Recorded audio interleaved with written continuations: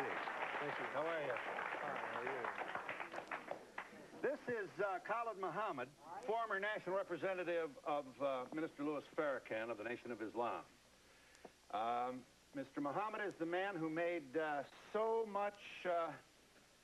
many of the front pages of America's newspapers with a speech at Kane College, which so many people called anti-Semitic and a lot of things. At the very least, racist. You remember the comment? He picked up the Pope's dress, and let's see what's under that dress.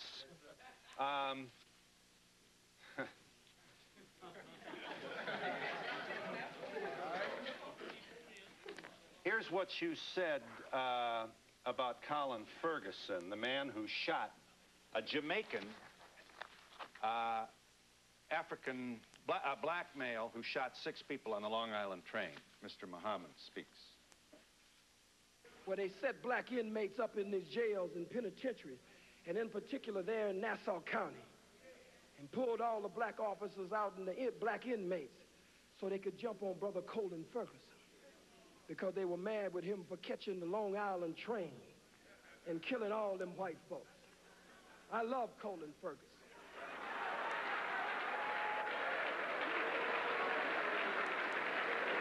I have no official position, so I can say I love him.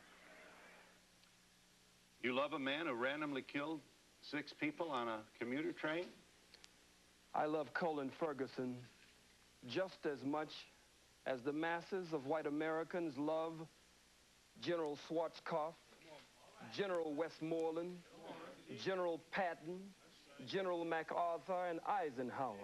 America awards her killers, and they get ribbons and stripes and bars. I'm sensitive to the pain and suffering of the loss of life on that train, but I'm one of the rebellious slaves. And so when black people stand up out of pain and suffering and frustration, I understand after 500 years. You also, you talk about the response of some African Americans to, for example, the book which attempts to prove that the Jews are involved in the slave trade. I'd be happy to let them see that. You talk about when white folks can't defeat you, you said in your speech at Kane, they'll always find some Negro, some boot-licking, butt-licking, buck-dancing, bamboozle, half-baked, half-fried, sissified, punkified, pasteurized, homogenized nigger that they can trot out in front of you. I would ask you, Mr. Muhammad, is Jesse Jackson a boot-licking, homogenized nigger? To the best of his ability, I believe he tries every day to do that. Here you are mocking Jesse Jackson at a speech, I believe this is Howard University. Roll the tape. Oh, boot-licking, buck-dancing, scratching, shuffling, messy Jesse Jackson, who keep.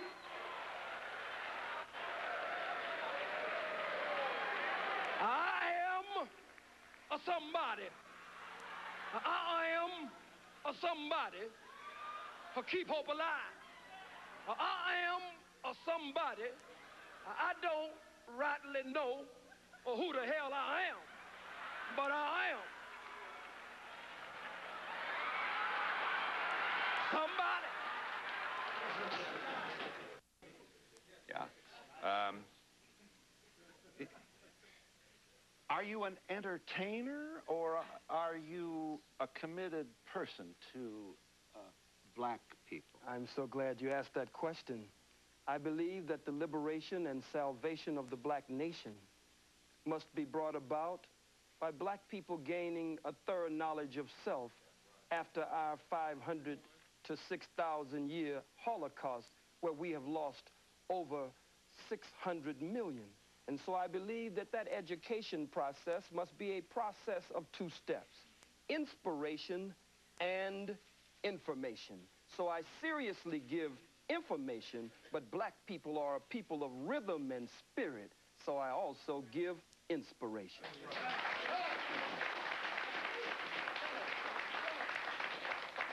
From your speech at Kane College in 1960, Chief Luthuli, the head of the ANC, received a Nobel Peace Prize, you reported to your audience, reminded them, for nonviolent struggle. Yes. Just like Mandela just received it with F.W. de Klerk. How could you stand with your oppressor and your enemy and receive the Nobel Prize for nonviolent struggle? You have, you do not support, then, Nelson Mandela's strategy in the struggle to free black people in South Africa?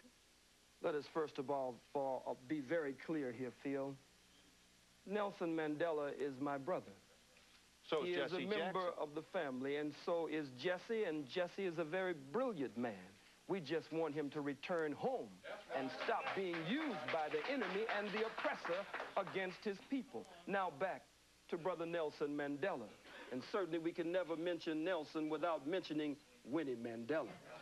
But Nelson Mandela's attempt at a multiracial government in South Africa after the murder of men, women, children, and babies, and the rape of South Africa, a criminal settler colony that has been established like Israel there in that part of the world. I cannot go along with one man, one vote. Let me say why.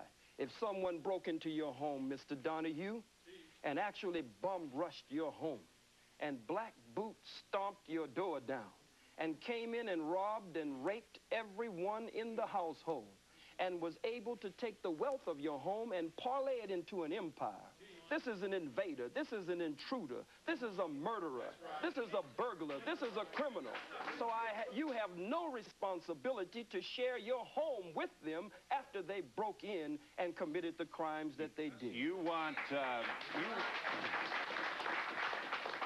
you said about South Africa, we give him, that is to say white people, 24 hours to get out of town by sundown. That's all. If he won't get out of town by sundown, we'll kill every white that ain't right that's in sight in South Africa. We kill the women, we kill the children, we kill the babies, we kill the blind, we kill the cripple. We kill them all. We kill the faggot. We kill the lesbian. We kill them all. You say, why kill the babies in South Africa? Because they're going to grow up and oppress our babies, so we kill the babies. Are you seriously presenting yourself as a man interested in the future of your people with this kind of rhetoric? I'm just as interested in the freedom of my people as I am in the self-determination or the Kujichagulia, self-development, them being self-defining, self-respecting, and self-defending. If the white man has killed millions of our people, and you cannot deny the undeniable and indisputable and irrefutable truth, fact, proof, and history of their bloodshed there in South Africa. I said it would be merciful if they would leave. I don't agree with a government, a sham government. No man walks out of prison after 27 years and becomes the president unless there's a script and a plan behind the scene to remove the economic sanctions from whites in South Africa, but no real plan for redistribution of the wealth. The Oppenheimers, the De Beers, and others there sucking the blood of our people. So I said, be merciful. Give them a period of time. 24 hours. Truman gave the Japanese a period of time. But when they didn't comply, he dropped the bomb on men, women, children, and babies. I make no apology for that statement. I believe that the invasion of South Africa was an act of unprovoked war.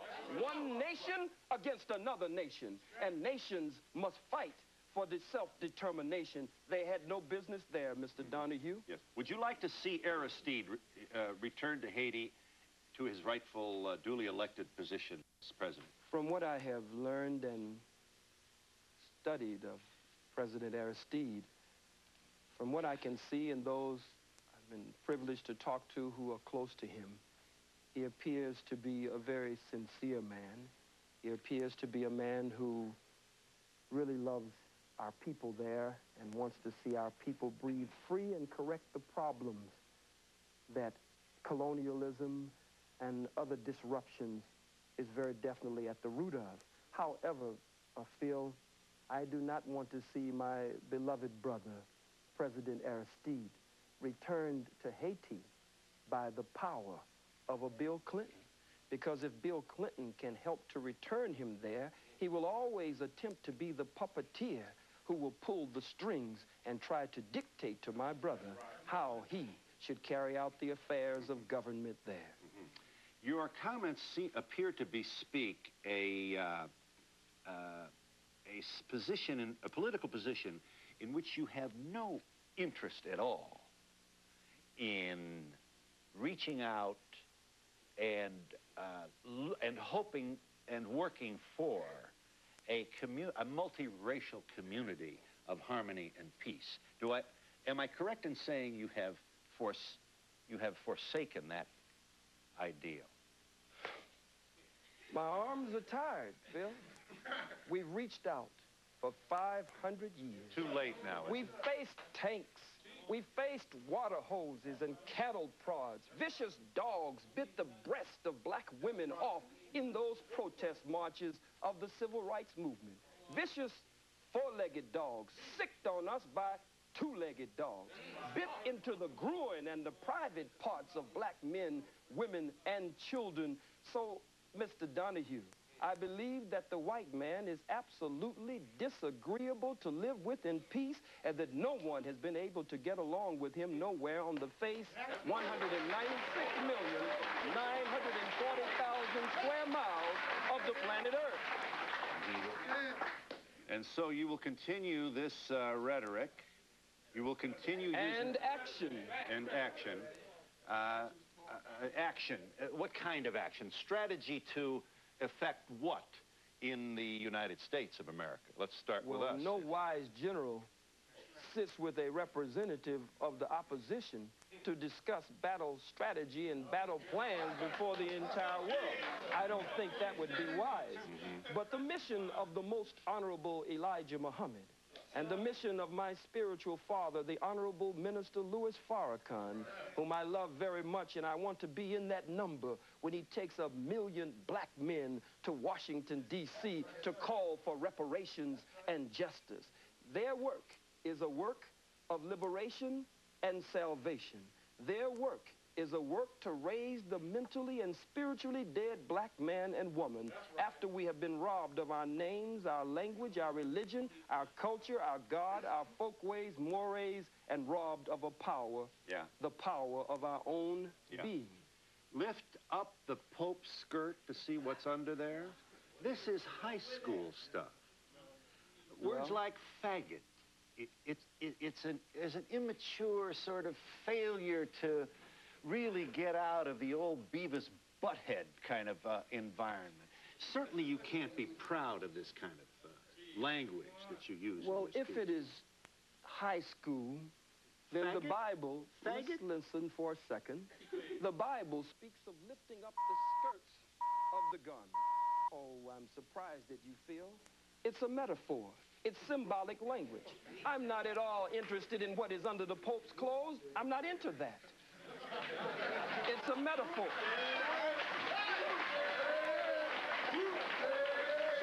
Let's see what's under there. But it is a metaphor to say, let us expose the Pope, according to H. Shelton Smith, President Emeritus of Duke University, in his book entitled, In His Image, quote, the Catholic Church and the Pope were directly involved in the institution of slavery. They financed slavery and gave the okay that it was good business to sell Africans. Lift up the skirts of his garment so that we can see the shame and reveal what has been hidden. But it has nothing to do with sexuality whatsoever. Well, what do you suspect has been hidden?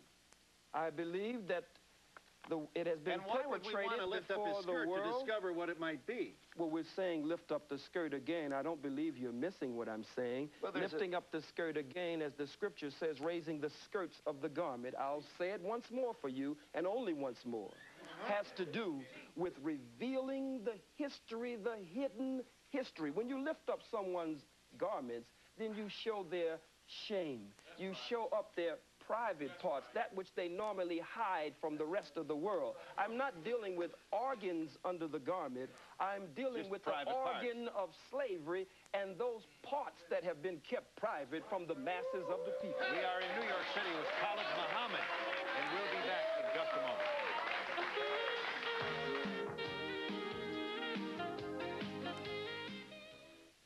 is just one of the comments that provoked the Anti-Defamation League to take out a full-page ad in the New York Times and other newspapers. What the ADL did essentially was publish in the New York Times some of the things that you said. Here's a part, this is an audio tape, of part of your speech to Kane College last November that created such furor. Khalid Muhammad speaking. The hook-nosed, bagel-eating, locks-eating, imposter perpetrating a fraud, Johnny-come-lately, just crawled out of the caves and hills of Europe, wannabe Jew. Not presuming you haven't been asked this before, but may I ask you kindly to speak to the loved ones of Schwerner and Goodman, who died with one of your brothers, Cheney, buried in a shallow grave in the South in the middle of the Civil Rights Movement because this black man was seen with two white Jews down there causing trouble, trying to promote the civil liberties of your people. Two Jews found in a shallow grave. I happen to have met the mother of one of these very brave people. And when she sees this, we can only speculate what must go on in her heart. You would want to say what to her? I don't have anything to say to her. You just condemned all Jews with that observation, with this alliterative kind of Jew bashing that so excites your largely male audiences. Well, I wonder why. It means that I speak the truth. I speak to the pain and hurt of the masses of black people. I speak that which many of them wish they could say. That's why they cheer and applaud. Speak to Mrs. Goodman. And I speak that also, which many of them only whisper behind closed doors. I think it is very arrogant to put this on the screen, and for you and for others to attempt to tell me, one of the Holocaust victims of the African Holocaust, displaced in the death and decadence of the diaspora of the Western world after having been robbed and raped and murdered, to tell me how to hurt. These are strong words that you put on the screen, but you cannot tell the aggrieved and the victim. As I was talking to Brother Malik Zulu Shabazz, the young student warrior from Howard University, and we were going over this. And we said, how do they expect to tell we who have suffered so much how we should speak? When you're hurt, you'll say faggot, you'll say cracker, but you don't want to give me time to say where these terms came from and how they apply to your people here in America. If it is true that I don't want to give you time to explain the etymology of these words, it is also true that you apparently don't want to respond to my question regarding the loved ones of two Jews who lost their lives to stop the diaspora of the black people. I don't know. Do you have any? I don't know why they were there, and you don't know why they were there. But really? I must say this. So you're wondering whether they were there for your people? I'm not wondering at all about them. I'm concerned with the suffering and the pain of the masses of black people. No one wants to pay reparations. The Jews received over $100 billion in reparations and gets $4 billion annually. A Holocaust museum was set up for them on this soil for over $200 million, and they get $21 million annually just for operating expenses. But the Catholic Church, the Pope, the Jews, the Arabs, white people in general, no one wants to pay reparations to these, the sons and daughters of Africa. So I speak to them. I speak to them. I don't speak to the family of those two Jews. There are too many of us for me to speak to them. You don't want to take any time to make any particular We've given statement. all the time we've been in America. Now it's time we do something for ourselves. We are the same people, Phil, that when you beat us and rearrange our eyeballs in the socket and rearrange our face and beat us and stomp us before the world, we're the same people that get up because God just made us with tender and sensitive hearts as his chosen people and say, well, can't we just get along? Be united.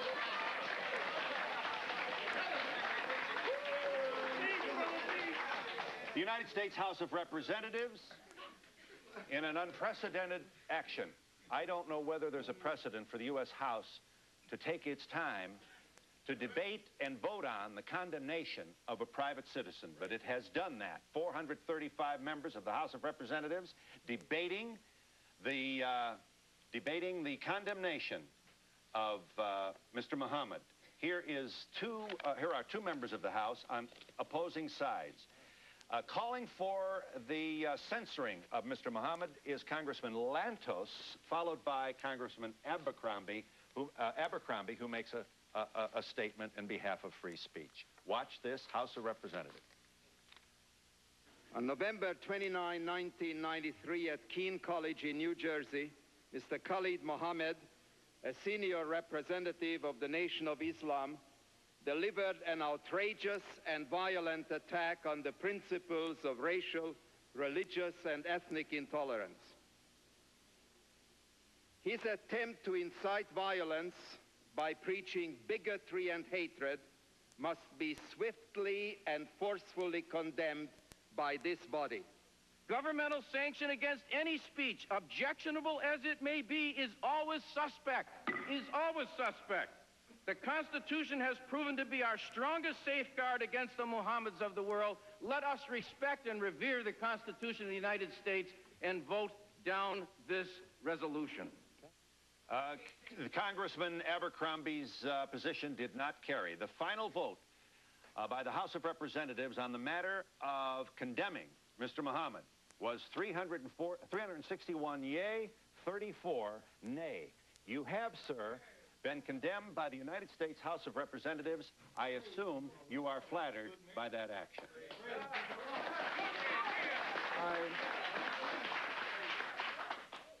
I believe that my ancestors, I believe that the blood that cries out from the grave of my ancestors who went to an untimely death at the hands of the white wicked slave traders, I believe that they cry out.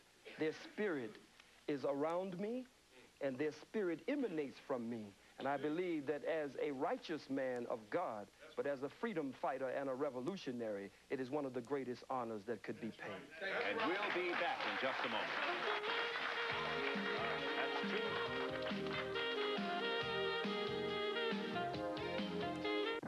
I have one question for the white audience that's watching this. A lot of times they ask, what can they do to help this situation? And I feel that they should go over to their people and represent this issue the same way this brother puts his life on the line for us. They should be doing the same thing, because otherwise it's going to be a one-sided view. They need to reach their people as well. Yes. What I'd like to know is, what do they say to the KKK, the skinheads, the Nazis? They're so worried about this one brother. What about them? Well, I don't know whether you want to suggest that all white folks support the KKK. Well, enough of them do. Yes. Yes. Yes. Nobody says anything about, nobody disputes the facts or his facts. His facts are right and exact, and no scholar will debate Dr. Khalid, because Dr. Khalid is right. I'm going to answer that lady's question. Half of the white population does not support KKK. But this gentleman up here is throwing prejudice towards white people only, and it's unfair. Yeah. Yes, sir. Yes, my thing is, if what he's saying is not true, let's bring somebody forward to prove him to be a liar. Briefly, please. Muhammad, can you please tell me why it's blacks who are killing hundreds of thousands of blacks in Rwanda and other places? And can you please tell me why from Haiti, blacks from Haiti are just risking their lives to come here to the United States of America? I'll tell you if I get a chance. Black people have been robbed, as I said earlier, of a knowledge of self. And when you rob people, sir, of a knowledge of self, then it means that they start to take on the characteristics and the nature of their oppressor and their colonizer. And his mind, by automatic, systematic, remote control, rules in our people. He gives them the guns and the weapons and the drugs and the alcohol, the way you did our brothers, the red man and the red woman, brothers and sisters, the way you did our Latino brothers and sisters, and then you pit one against the other and then say, look at what these people are doing.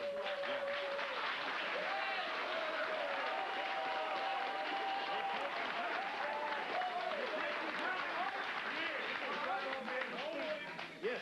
Adolf Hitler perpetrated the Holocaust. May I have your attention, please? Thank you. Adolf Hitler perpetrated the Holocaust on 11 million people that died, 6 million of which were Jews, 5 million were others.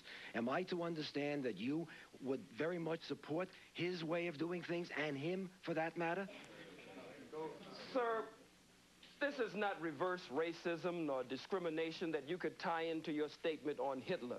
If the slave master is whipping the slave and blood is running down the slave's back, and that's incidentally where the term cracker comes from the cracker man who had the crack of the whip on the slave's back. But if the slave takes the slave master's whip from him and starts whipping the slave master with his own whip, that is not reverse racism, that is not reverse discrimination, that is the slave getting out from under the yoke of bondage and oppression. I don't advocate what Hitler has done before the world. Hitler's struggle. I went to the Holocaust Memorial Museum and I tried to separate Hitler as a freak of nature from the rest of white people. But after all that we have gone through, I know that there's a little bit of Hitler in all white people and a lot of Hitler in And we'll be back in just a moment.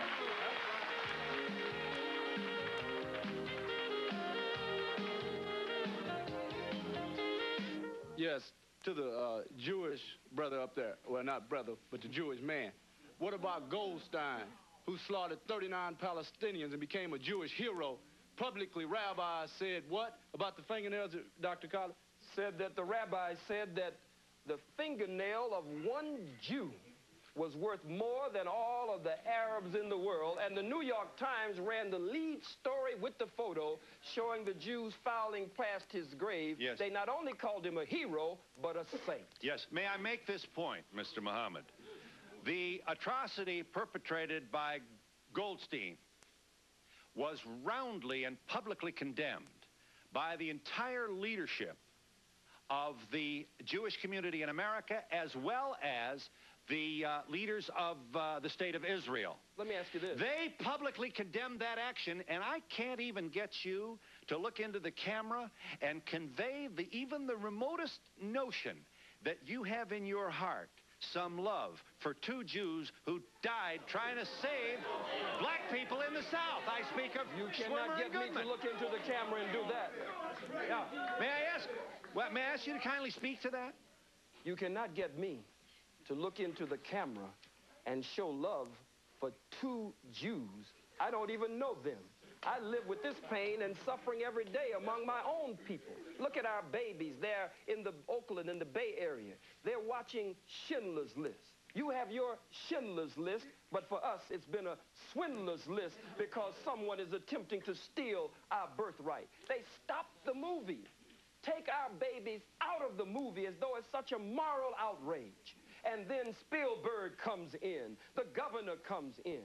What about the statements of the Jew, Howard Stern, the comedian, Jackie Mason? What about Moshe Dayan? What about the fact that members of the Senate have made racist comments and Congress, and they were voting against me, but they were not brought up by their own colleagues in that so-called august body?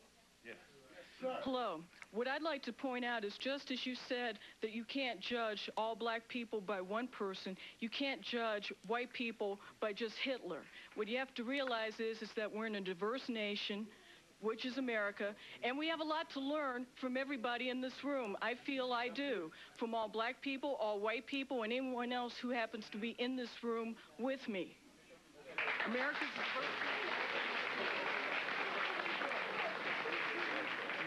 Briefly, sir. Yes, sir.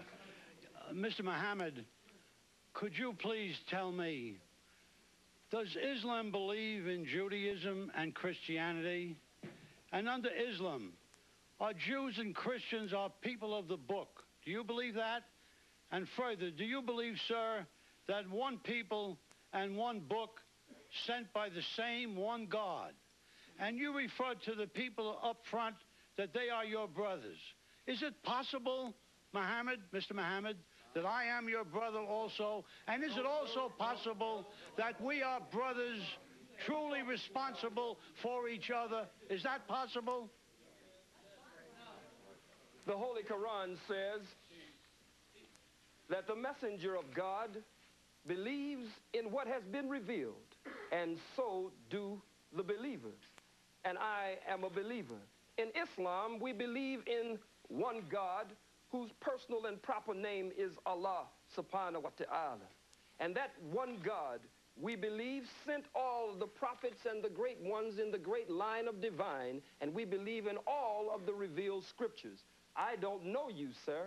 I could feel that if you were attempting to live according to the law of God, then you might be my brother in the faith, but not my brother by nature.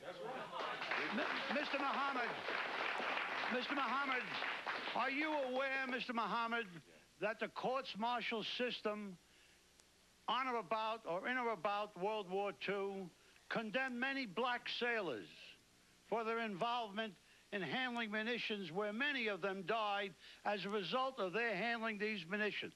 Would you believe, Mr. Muhammad, that the Jewish war veterans that I'm proud to represent took this issue on, and we have condemned the United States Navy as it relates to the deaths of these sailors, and we have condemned them for their continuance, dishonorable discharge of these black sailors? I ask you, Mr. Muhammad, what have you done on this specific issue?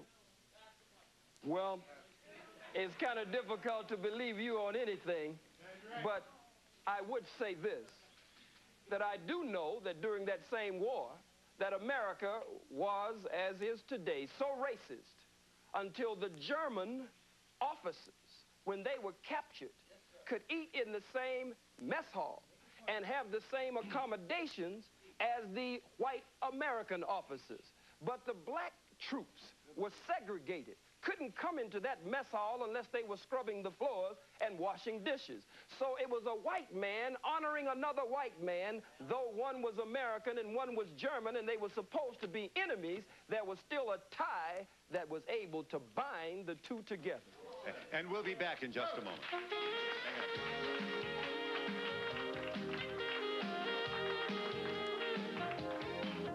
Yes, you want to show that? What is that? Is that a... It's a black man being burned alive with an audience like this cheering and applauding and tiptoeing to get in the picture. Mm-hmm. Yes, ma'am. Yes, hi. Yes. I'm representing Queens College, and everyone is talking about what's been denied, but the problem that we have as students is our history is not being taught in the textbooks. Right. And by me being a student and a citizen of America, I would like to know, when is that time going to come so you can learn about my history and understand my people? We are not in your books. Yes. Sir. Yes, Phil, I like to say that, you know, what he's saying is being backed up by Jewish scholars as well.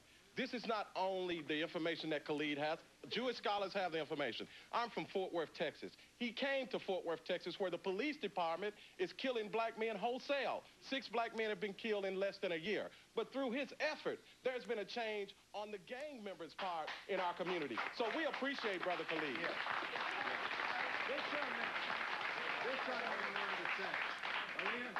Yes. Yes, sir. Being an educated college person, I see that you can always bring up events like this, where people have been killed in mass murders from all people. Let's learn off the past and not make high school comments like yours and put down Hitler-like manners and try to form peace and learn off the past and form the future. Sir, you wanted to say. Sir. Right here. Yes, sir. I'd like to see us lay to rest this whole notion of anti-Semitism. The one thing that it is an incorrect statement. Because the whole idea of a Semite, Semites were people who lived in southwestern Asia, including northeast Africa and the Arabian Peninsula, who spoke Ugaritic, who spoke Ge'ez, who spoke Ethiopic, spoke Hebrew, who spoke Arabic. Those are our people. We are a Semitic people. Therefore, we cannot be anti-Semitic. Ashkenazic Jews are calling us anti-Semitic. We cannot be anti-Semitic because we are the descendants of a Semitic people. Let's lay that to rest. That was a weapon in the hands of the Jews since 1870. They used it against other people, but it doesn't work against people in Northeast Africa. Thank you. Beautiful. Sir, I can't believe exactly what I'm hearing. We went to war in World War II to fight for the freedom of speech. We didn't fight for freedom of speech of hatred. Many of our members, I'm the National Commander of Jewish War Veterans, and over 50,000 of our men died fighting for your right to free speech here now. I don't understand how you come out with such hatred. Phil, excuse me, Phil. Yes. Mr. Muhammad. Sir. You make me sick to my stomach with that. Because at the same time that you were fighting, you were not fighting for the freedom and independence of black people. Soldiers, black soldiers in segregated companies lost their lives on foreign soil there, but would have to come back and fight just to get a bite to eat and not have to go to the toilet on the side of the road somewhere in the bushes. So you're nothing but hypocrites, and you won't pull that small-time stuff over on me.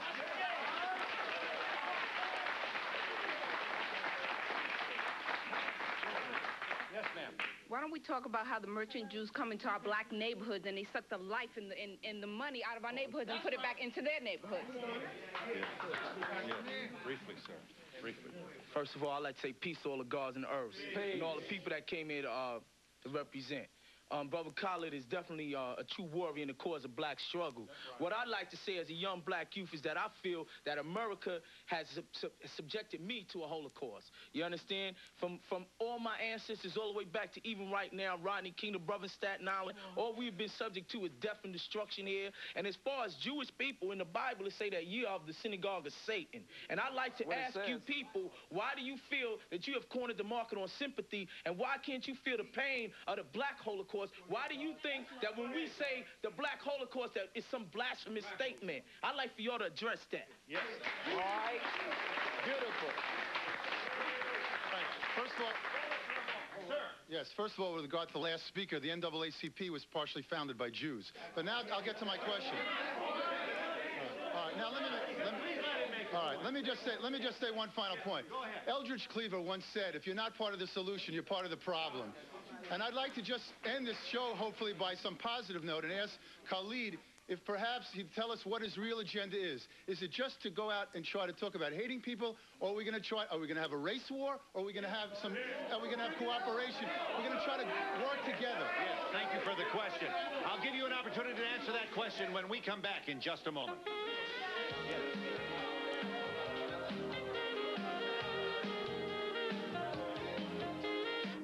Pursuant to our agreement with Khalid Muhammad, I'm pleased to share this number with you. This is the Black African Holocaust Council 800 number, 1-800-859-0170. I say again, this 800 number is 859-0170, the Black African Holocaust Council. The gentleman has a question of Mr. Muhammad.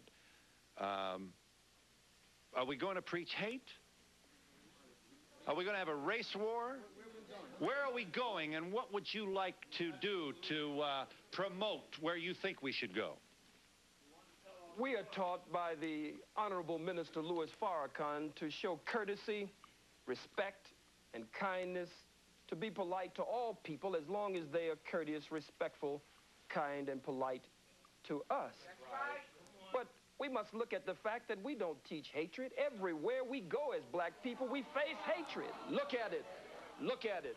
Angel food cake, white people say, is white. Devil's food cake, you say, is black. You wear white to weddings and black to funerals. Black ball, black male. You give us a blonde-haired, blue-eyed, pale-skinned, buttermilk complexion Jesus in contradiction to the black Jesus with nappy hair in the Bible. Our own babies, according to behavioral scientists, our baby girls, when confronted with choosing between a black doll and a white doll, there has been so much damage done, they choose the white doll and say the black doll is ugly. So racism is everywhere, and it's institutionalized. We cannot really be racist because racism is prejudice plus power. Nothing I say up here nor anywhere in the world will imp and stop fronting. will impact on any white folks in this audience on your job, in politics, in economics, in housing, in the society. We don't have the power to do that, so we cannot be racist. You know what I'm saying?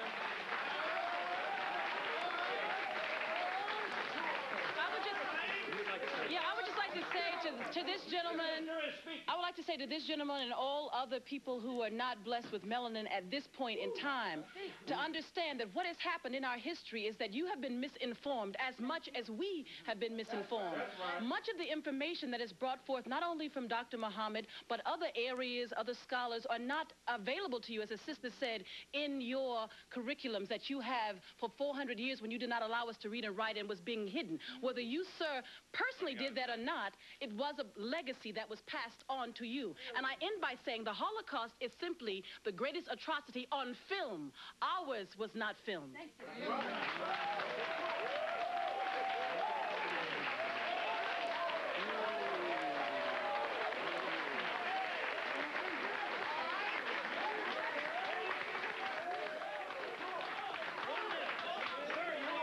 Yes. I don't understand Islam. I am a Christian. May I have your attention, please? Certainly. But I am a Christian, and you mentioned Jesus. And let's go back historically and see what Jesus did. Jesus died for me, and he died for you. Jesus is a God that loves all men, and all men are created equal. I just wanted to answer the gentleman over here's question. This young man wants to answer you. With respect to the race war, there will be a battle between black and white. And I fast and pray today that God, Allah, in his good time, remove all white folks from the planet Earth. And we'll be back in just a moment.